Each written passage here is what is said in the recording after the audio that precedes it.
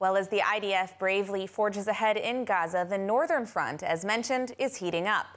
The Americans, in an attempt to avoid a full-scale war, are taking steps to de-escalate the conflict. But is the Islamic Republic-backed terror group Hezbollah even interested in de-escalation? Here to discuss the potential of diplomatic de-escalation is Israeli Special Envoy from the Foreign Ministry, Fleur Hassan Nahoum.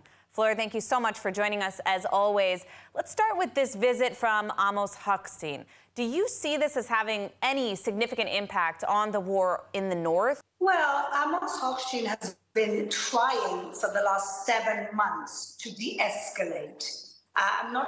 You could say it's been successful. I mean, we haven't had a full-out war, but many people would say we're already at war with the north. When you have 60,000 evacuees not in their homes, for the first time in Israel's military history, a buffer zone within our country rather than in enemy territory, and with rockets killing people every single day, I think many could argue that we're already at war.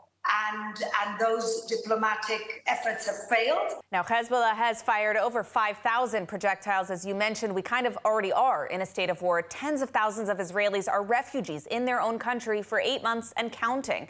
Is there any kind of de-escalation that could, in theory, restore security for these Israelis who have been kicked out of their homes for months? The only thing we could really do is ensure that the buffer zone is on their territory and not on our territory.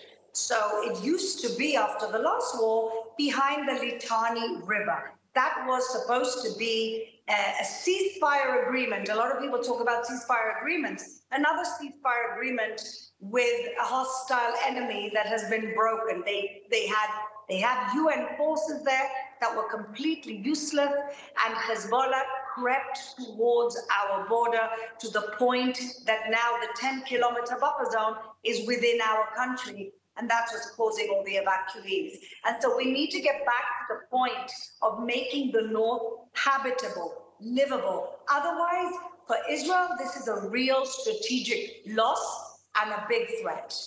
Now, on the northern front, there's been a major increase in these hostilities, but international bodies who are supposed to keep Hezbollah in line have not really done anything, speaking primarily, of course, about UNIFIL here. Why aren't we seeing more international pressure on Hezbollah, given it was Hezbollah who began these hostilities?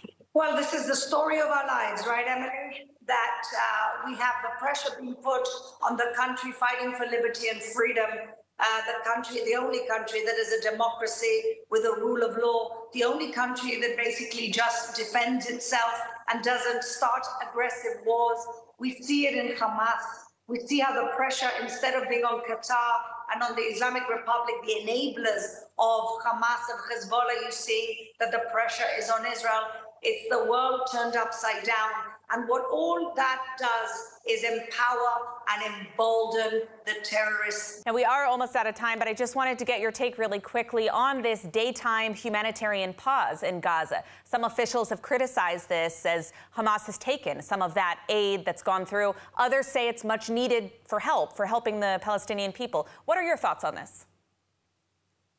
Well, I believe that we always have to act within international law and do what we need to do, because that's what makes the difference. We are people who believe in law, we have morals, we have ethics, and if this is going to help innocent people get food that their own leadership is preventing them from getting, then we should do it. Secondly, the whole world has different standards for us. That you can call anti-Semitism, and you can call whatever you want. And because there are different standards, then we have to act in higher standards. And that is the story of Israel. And so we will do what we need to do to keep the international law, to facilitate that humanitarian aid, and to be above our very brutal and barbaric enemies that put their own civilians in harm's way. Well put. Well, as always, thank you so much for your time, Fleur. Thanks, Emily.